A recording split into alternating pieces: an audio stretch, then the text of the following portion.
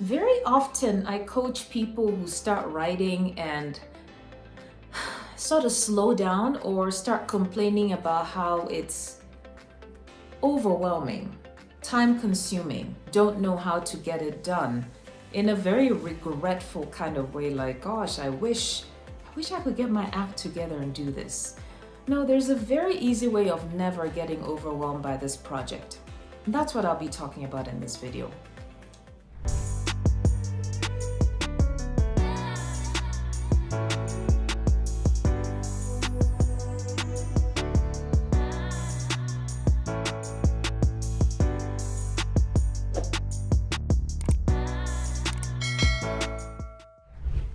So, how not to get overwhelmed? There's really no reason. And I always give the example of anyone who has any training certificate, any university degree.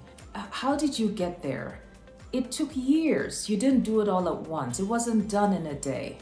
It was broken into little bits and pieces, small tasks along the way, celebrating each time you accomplish a little bit, finding a way to be consistent, little, a little at a time. That's the key of not being overwhelmed. Tell yourself this is not something I'm going to accomplish in a week or a month. It's going to take several months, 3, 6, 9, 12 months for some of us. But finding a way to make sure that week by week you are doing something. The important thing is to carve out time. First of all, decide which time of the day is your free time. When do you have even 30 minutes to write something?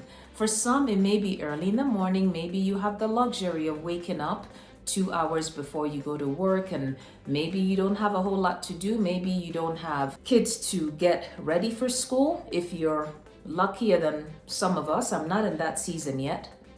But if you have kids who are grown and out of the house and you can wake up at 5 and you only get to work at 8 maybe, and you grab a cup of coffee, maybe do your exercise and prayer, but you still have an hour. That could be the time. It could be the time you sit down and write something.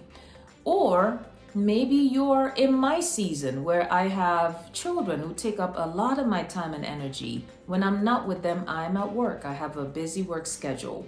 For me, the quiet time is usually 30 minutes to an hour before I sleep, because I get my kids off to bed, we get home, we do our homework, we do our activities after school, we discuss our day, we have dinner, we clean up, everybody is set, I get them off to bed. 8:30, I don't want to see anybody around here, everybody go to sleep. But I myself, I don't sleep till closer to 10.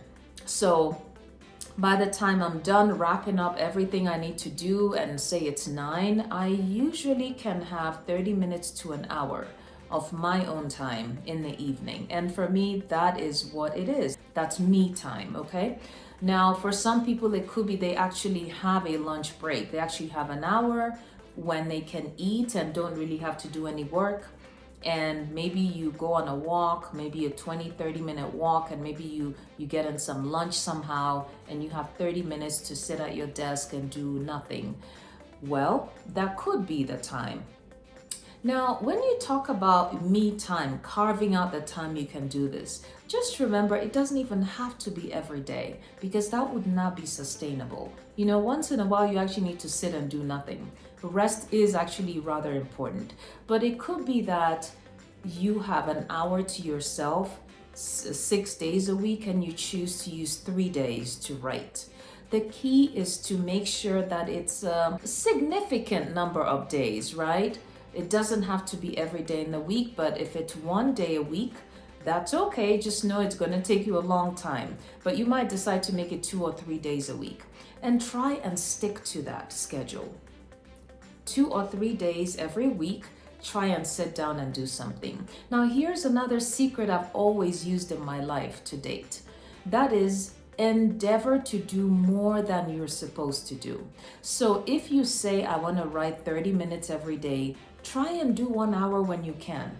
Because what that does is when you're not able to fit in those 30 minutes, you have a cold, you're busy, something comes up, you still can stay on schedule because you do a little more when possible. So do a little more when possible. That's the key. It's going to help you meet the goal because it's going to allow life to happen, and days when you can't do the minimum, you will be covered by having done extra on some days, okay?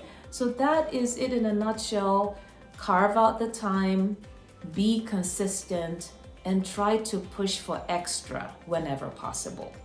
I'll see you in my next video.